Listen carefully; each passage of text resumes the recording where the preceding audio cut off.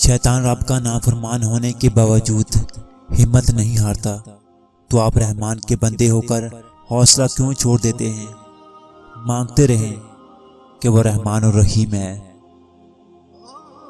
مضبوط لوگ خاموش رہتے ہیں، کسی سے شکایت نہیں کرتے، صرف اپنے رب کے سامنے روتے ہیں۔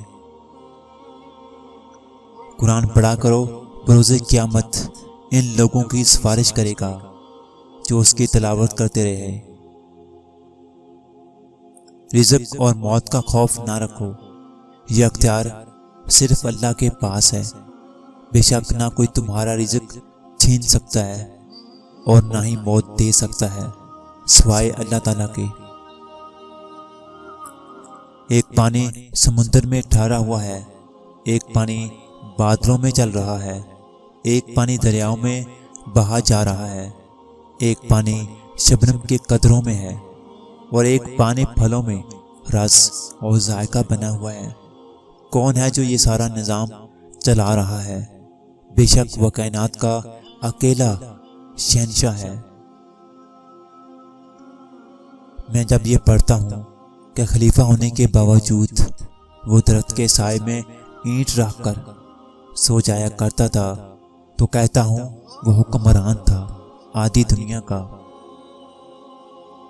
اکیلے بیٹھ کر خود سے سوال کریں کہ آپ کے مرنے پر کتنے لوگوں کی زندگیاں پر فرق پڑے گا۔ جن لوگوں کو فرق پڑے گا ان کا خیال رکھیں اور کوشش کریں کہ ان کے لیے آپ کے بعد آسانیاں ہوں اور باقی لوگوں کی فکر چھوڑ دیں۔ کسی کا بھلا نہ ہو سکے تو برا بھی نہ کرو، دنیا کمزور ہے، دنیا بنانے والا نہیں۔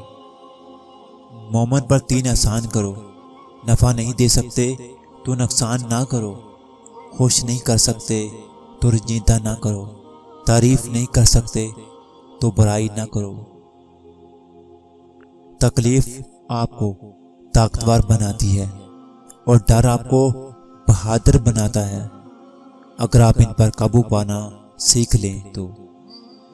ایک آپ کا نام وسیلہ ہے میرا، ایک آپ کا نام وسیلہ ہے میرا، رنج و غم میں بھی اسی نام سے راحت ہوگی۔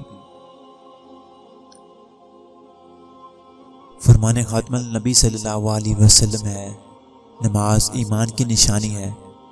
جس نے اپنے دل کو نماز کے لیے فارغ کیا اور اس کی حدود، اس کے وقت اور اس کی سنتوں کی حفاظت کی تو وہ کامل مومن ہے۔ زندگی کتنی ہی تنگ، راستے کتنے ہی طریق اور وسائل کتنے ہی محدود کیوں نہ ہو جائیں، اپنے رب پر بھروسہ رکھیں، وہی مشکل کشا ہے۔